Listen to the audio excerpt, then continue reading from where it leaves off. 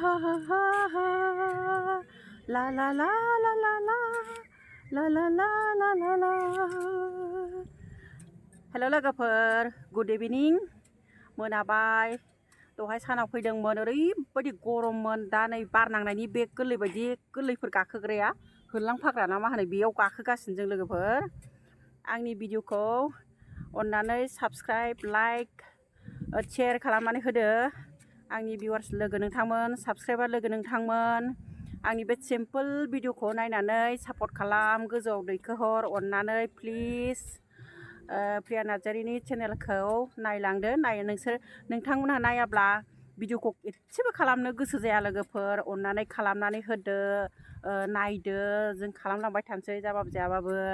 नोंथांमोनहा सापर्ट खालामदो प्रिया नार्जारिनि चेनेलखौ सापर्ट खालामदो